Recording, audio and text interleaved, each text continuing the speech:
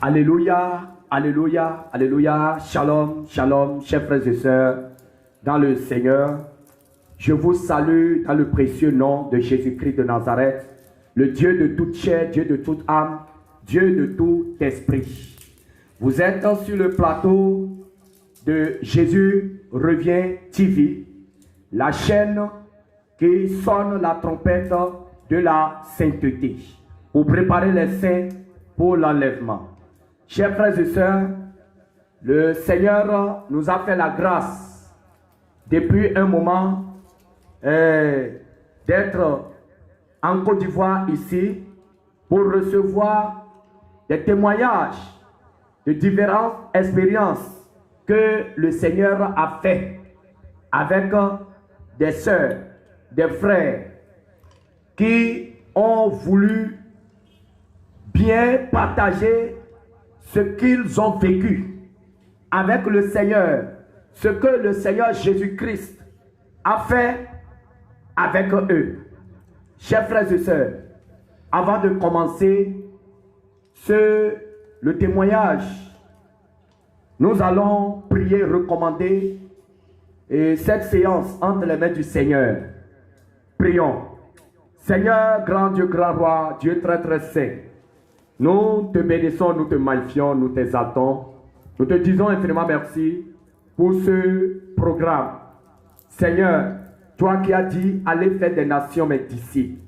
Seigneur, nous voulons par ce canal atteindre le monde entier par ta parole, par le témoignage, parce que il est écrit qu'ils l'ont vaincu à cause du sang de l'agneau et du témoignage de leur bouche. Alors, Seigneur Jésus, ce que tu as fait à ta servante, Seigneur, elle veut le partager au monde entier. Dès qu'elle va ouvrir la bouche, que ce ne soit pas elle qui parle, mais que ça soit ton esprit qui la saisisse, qui le rappelle point par point toutes les expériences que tu as eu à faire avec elle, en la sortant des ténèbres pour la mener à ta lumière. Seigneur Jésus, que ce témoignage soit comme un feu pour consumer toutes les forteresses des ténèbres, pour libérer les âmes qui sont en captivité, pour les délivrer de l'ignorance religieuse, de l'ignorance de tout genre. Seigneur Jésus, grand Dieu, grand roi, Papa, nous te bénissons. Seigneur, nous recommandons tout entre tes mains. Conduis-nous par ton Esprit Saint. Au nom de Jésus-Christ de Nazareth, nous avons prié. Amen. Nous prenons chemin pour aller au ciel.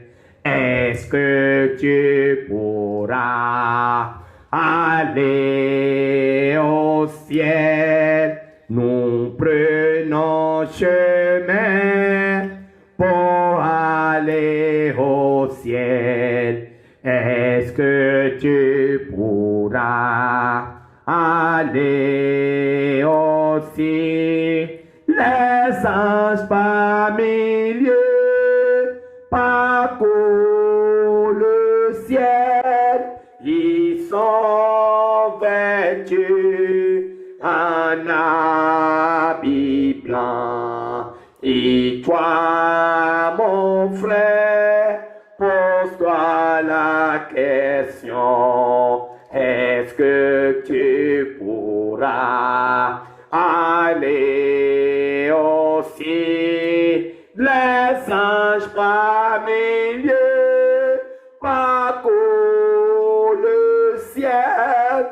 Ils sont vêtus en habit blanc.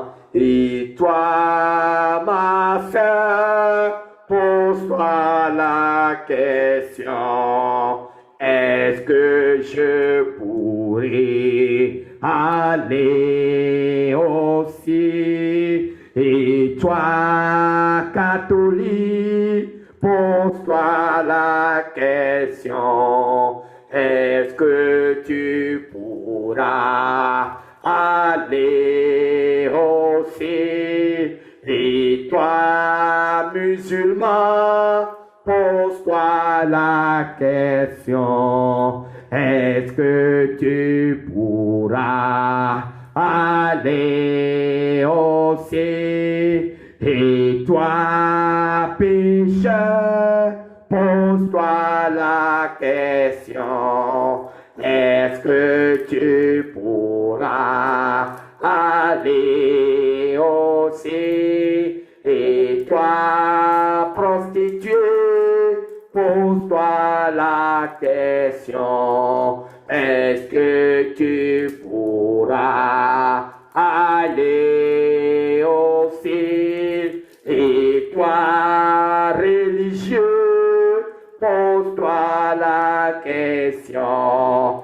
Est-ce que tu pourras aller aussi?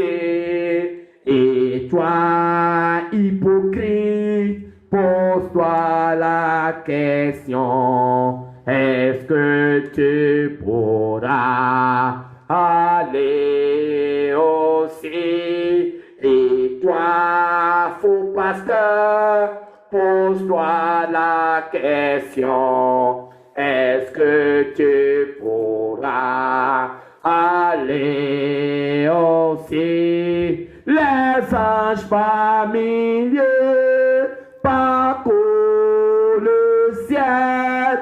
Ils sont vêtus en habit blanc. Et toi, mon frère, pose-toi la question. Est-ce que tu pourras aller aussi? Alléluia. Chers frères et sœurs dans le Seigneur, aujourd'hui, nous recevons pour vous notre sœur, notre bien-aimée, la sœur Raïssa, que le Seigneur a sorti du monde religieux, que le Seigneur a sorti de l'islam. Elle est née musulmane, elle a grandi musulmane, elle est pratiquante musulmane pendant toute sa vie, jusqu'à un moment T où le Seigneur a mis fin à son aventure islamique pour la tirer de l'islam, pour la mener sur la voie de l'évangile, sur la voie de la lumière, et a transformé sa vie, a changé sa vie et lui a donné un nom nouveau. Aujourd'hui, elle s'appelle Marie Magdala. Alléluia. Chers frères et sœurs, je vous demande de prêter toute votre attention à ce témoignage, parce que il y a de terribles révélations dans ce témoignage. Il y a des choses que vous n'avez jamais entendues, des choses que vos oreilles n'ont jamais vues. Le Seigneur lui a révélé des choses terribles, des choses cachées. Alléluia. Plusieurs expériences. Alléluia. Alors, chers frères et sœurs, je vous prie de prêter votre oreille, de prêter attention pour suivre ce témoignage. Disposez votre cœur, disposez votre âme. Que toute la gloire soit rendue à notre Seigneur Jésus-Christ de Nazareth. Amen. Ma sœur Marie Magdala, sois la bienvenue sur la chaîne Jésus revient TV. Merci beaucoup, homme de Dieu. Shalom, shalom, frères et sœurs. Shalom à la nation côte-ivoirienne et shalom à toutes les nations du monde entier. Merci aussi à l'équipe Jésus revient NTV TV de m'avoir invité pour ce moment glorieux, merveilleux. Alléluia. Ma sœur, le Seigneur a fait beaucoup de choses dans ta vie que tu veux partager au peuple de Dieu, que tu veux partager au monde entier, que tu veux partager au monde musulman, islamique, pour les inviter à sortir de l'islam pour venir à Jésus-Christ. Alléluia.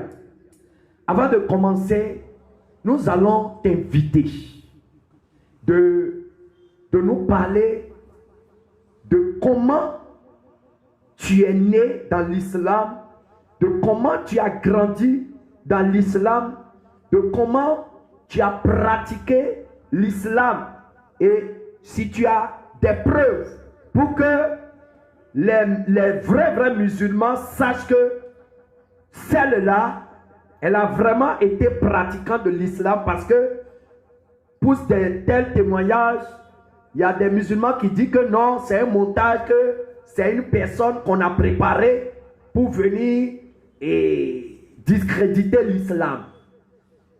Et aujourd'hui, nous avons en face de nous une sœur qui a quitté l'islam. Beaucoup auront besoin des preuves palpables. Donc, dis-nous de la base, depuis ton enfance, jusqu'au moment où tes yeux se sont ouverts. Alléluia. Amen. Shalom, shalom, peuple de Dieu. Avant que je commence, je veux recommander ce moment au Seigneur Jésus-Christ de Nazareth. Loka sakaraba shikiriko sai Jesus. Ramai haluhu sai ajiwaru sai. Rego holin mahuli la kasarota. Sherehelo hore bahali ala. Aushari lo legali. Yawoli halmura ira sori kailut. Rahuri kin kawoli pauruta saikiri. Yerebori kin karabasheri ailau alau shailura kansairui. Oh Seigneur, viens prendre le contrôle. Je ne suis rien sans toi. J'étais vendu. J'étais dans l'enfer. Mais toi qui es le Dieu tout-puissant, tellement tu m'aimes et tellement tu es puissant et tu es grand, tu m'as levé de la boue, de l'enfer. Enchaîné, tu as brisé les liens de l'enfer, de l'enchaîne. De l'enfer où j'étais enchaîné, tu m'as levé de là-bas et tu m'as mené à la lumière. Ta parole dit que tout genou, tout démon fléchit genou devant toi. Et je laisse monter, papa. Seigneur, je prie que tout le monde entier, païens, musulmans, catholiques, tout le monde entier, voit que ce que tu as fait à travers moi, qu'il y ait beaucoup de personnes qui soient converties à travers ce message. Tu as dit, ce n'est ni par nos forces, ni par notre intelligence, mais par la force et la grandeur de ton Esprit Saint que nous pouvons atteindre le salut. Merci Seigneur, merci pour ce moment et que toute la gloire te revienne au nom de Jésus, Christ de Nazareth que j'ai prié. Amen. Amen. Bien-aimé, je vais me présenter à vous. Je viens d'une famille musulmane pratiquante. Ce que je vais vous dire aujourd'hui, c'est de la réalité. Et aujourd'hui, étant musulmane, je me nomme d'abord Konaté Raïssa Fatimi Fatima. C'était mon nom musulman qui était écrit dans mon jugement. Et Dieu a changé mon identité. Et j'en avais le nom Fatima Fatimi. Donc mon nom était Konaté Raïssa. Mais par la grâce de Dieu, il m'a baptisé par son Esprit Saint et il m'a donné un nouveau nom et qui est écrit dans le livre de vie, qui est Marie Magdala. Et je suis très heureuse vraiment d'avoir ce nom-là. Bien-aimé, je viens, comme je vous ai dit, je viens d'une famille musulmane et mon père est d'origine ivoirienne ainsi que ma mère. Mais étant petite, j'ai été d'abord élevée par ma grand-mère du côté maternel, qui sont aussi des pratiquants musulmans. Et ensuite, mon père est venu me chercher et j'étais chez mon oncle. Et là-bas aussi, ils m'ont montré le chemin de l'islam. Et j'ai suivi de mon enfance jusqu'à chez mon père. Bien aimé, je viens de cette famille. Je vais vous dire que ma famille, les religions musulmanes, ils ne s'amusent pas. Ça veut dire que du grand-père jusqu'à la génération en génération, jusqu'à moi, ma génération, ils sont d'une famille musulmane pieuse. Ils ne s'amusent pas avec la religion musulmane, comme certains le font, un pied dedans et un pied dehors. Ma soeur Marie Magdala, quand on parle de l'islam, il y a plusieurs branches de l'islam. Et votre famille, vos parents sont de quelle branche islamique? Je peux dire que ma famille est d'une branche de l'islam très élevée. L'islam que moi, en tout cas, on m'a appris, je ne vais pas dire les gens m'ont appris, j'ai appris de ma famille. C'est que ma famille, eux, je veux dire qu'ils sont du premier, l'islam, ça veut dire, eux, si ce n'est pas Allah, c'est aucun autre Dieu qu'ils adorent. C'est l'islam. Ils ont commencé dès les bas âges. On les apprend à lire le Coran. On les apprend comment prier, comment respecter et tout. Eux, c'est le Dieu de Mohamed la Salam. Et à part ça, il n'y a aucun Dieu. Et dans ma famille musulmane, les principes de l'islam est respecté. Donc l'islam, dans ma famille, il n'y a pas d'après-près ni d'amusement. Parmi les branches de l'islam, il y en a qui couvrent complètement le visage, il y en a qui laissent les barbes, il y en a... C'est de quelle branche, ce que je veux comprendre? Bon, mes parents, la branche qu'ils étaient, c'est les musulmans qui s'habillent en blanc. Mais moi, je suis allé très loin. Je suis rentré dans la branche de Warabia. J'ai commencé d'abord à m'habiller en tout blanc. Et après ça, tellement j'aimais le Coran et j'aimais la religion musulmane. Et je partais dans la religion musulmane. Quand tu suis la voie, tu vas de dimension en dimension. Et de la manière que tu veux être sainte et tout, moi, j'ai commencé à me voiler de la tête jusqu'aux pieds. Et arrivé un moment même, j'ai commencé à porter les chaussettes, comme on le dit, les warabias. Il restait seulement à fermer seulement que mes yeux. Mais j'étais dans cette sainteté, donc sans savoir que... Quand tu t'habillais, on ne voyait pas ton visage. On voyait que mes yeux. La partie qui porte lumière, c'est cette partie que tu vois. Voilà, c'est là qu'on voyait.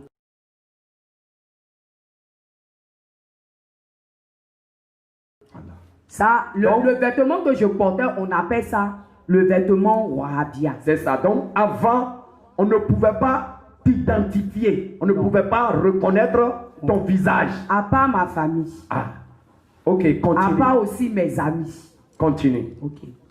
Donc, j'ai commencé à pratiquer l'islam avec mes parents et tout.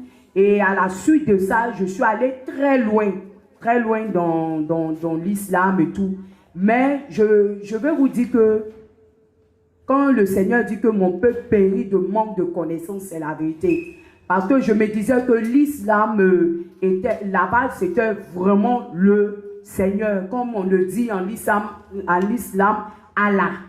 Allah, ça veut dire que le Dieu créateur de tout l'univers, le Dieu tout puissant.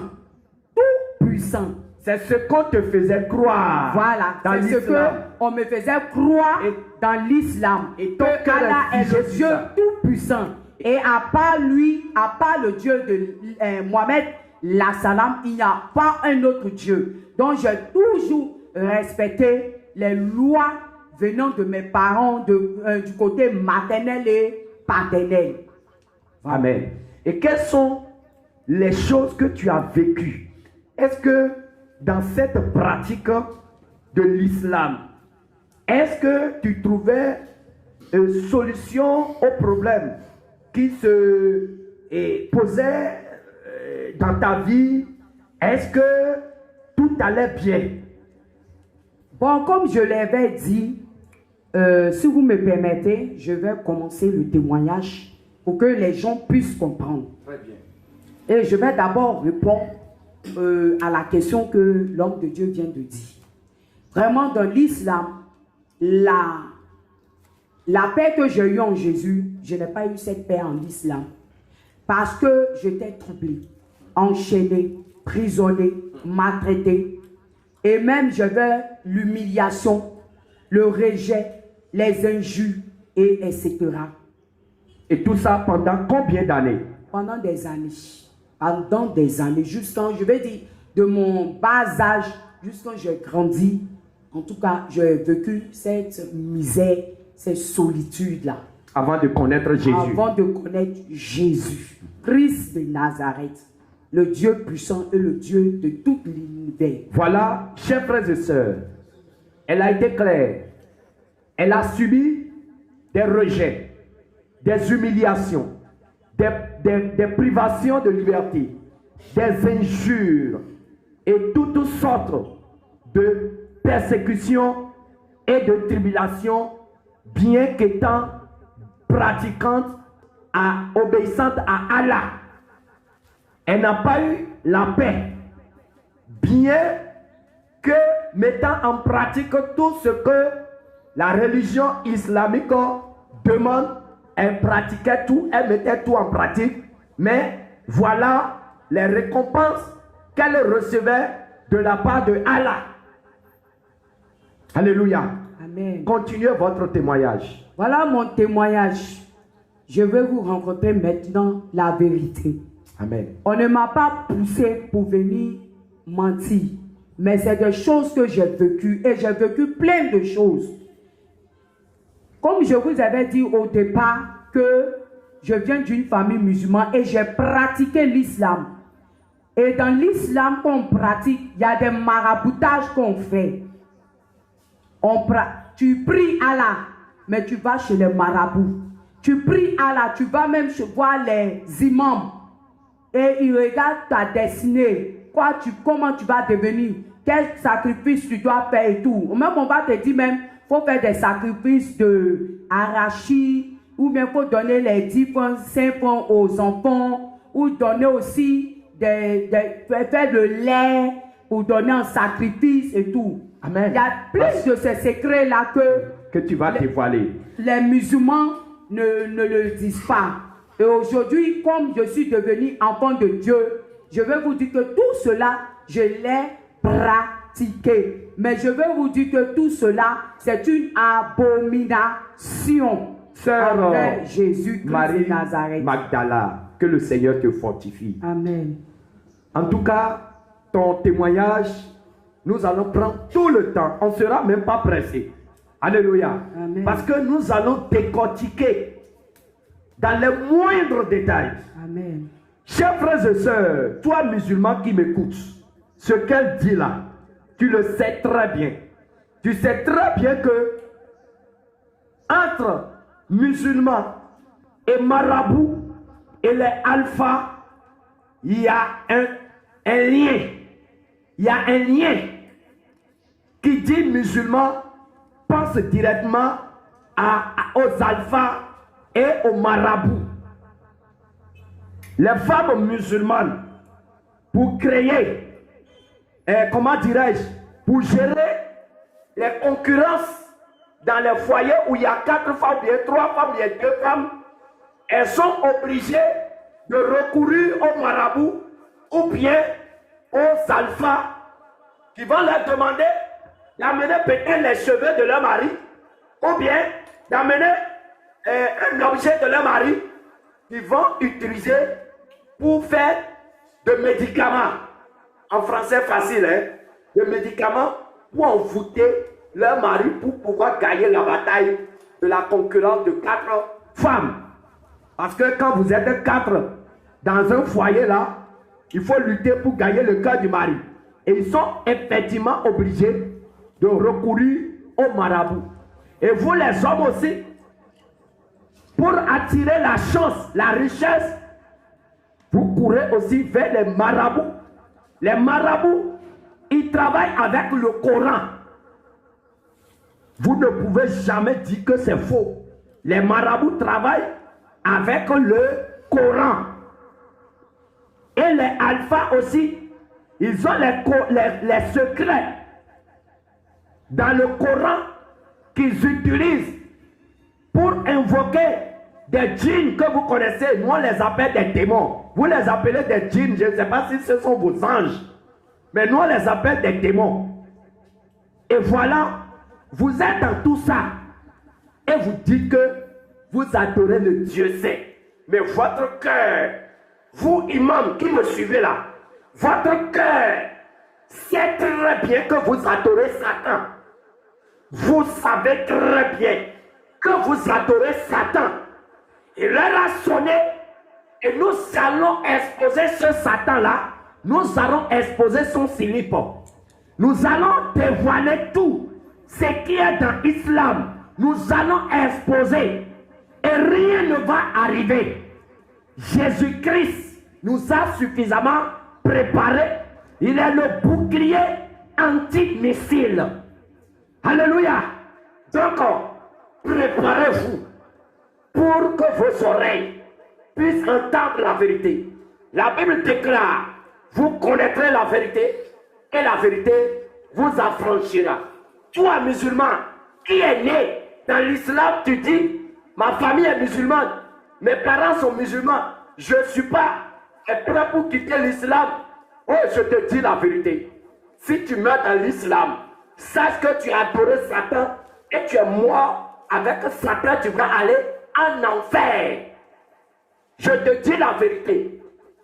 Aujourd'hui, le Seigneur veut mettre toute la vérité dehors. Prépare-toi. Jésus dans le Coran est comme on appelle un prophète. Or, en réalité, Jésus n'est pas un prophète. Alléluia. Il est le Dieu tout-puissant. Alléluia. Alléluia. Toute langue confessera que Jésus-Christ est le véritable Dieu. Alléluia. Voilà que je me rends chez la sœur de mon père. Et arrivée là-bas, j'étais chez elle. Vraiment, elle était une mère pour moi. Ça, il ne faut pas que je mens. Et quand quelqu'un fait du bien, il faut le dire. Elle et son mari. Mais je pratiquais la religion musulmane avec eux et tout. Mais il y a un truc, je voulais vous dire que quand tu es dans le faux, quand Dieu veut venir te prendre, quand tu es dans le faux, tu as un doute. C'est comme un enfant, un des jeunes, des enfants. Quand on pêche, comme que tu sois adulte, quand tu mens, tu sais que tu mens. Mais ton cœur, ton âme est troublée. Même quand tu trompes ta femme aussi, ton âme et ton cœur est troublé. C'est vrai. Mais je suivais ce Dieu Allah, mais mon cœur, mon âme n'était pas... Je ne me suis pas encore... Tu n'étais pas dans la joie. Tu ne Je te n'étais sens pas dans la à l'aise. vérité. Je n'étais pas du tout à l'aise. Tu ne te sens pas Je ne dans me la sentais pas. vérité. Mais je sentais qu'il y a un petit truc qui me manquait. Je sentais qu'il y a un truc qui pourrait venir bouleverser ma vie. Mais je ne savais pas c'était quoi. Parce que malgré que j'étais dans l'islam, comme je vous l'ai dit, les sacrifices de moutons, les sacrifices de lait, caillé, les sacrifices de nourriture, on prépare, on invite les enfants bien. Mais tout cela, quand je faisais là, vraiment, je n'avais pas la paix. Tu n'as pas la joie Je n'avais pas la joie même. veux. La joie même, je n'avais pas, ni la paix. Mais je ne savais pas pourquoi ça me faisait ça. Mais je vous dis, on dit un jour est pour les... Il y a un jour, tu fais ta vie, mais il y a un jour pour le Seigneur. Alléluia. Vraiment, j'ai pratiqué l'islam, corps, âme et esprit. Mais tu n'as pas la je joie. n'étais pas, mon âme, mon esprit n'était pas dans la joie. Ma soeur Marie Magdala, je te dis comme toi, il y a des millions de musulmans, hommes et femmes, qui pratiquent cette religion qui ne leur procure aucune joie, aucune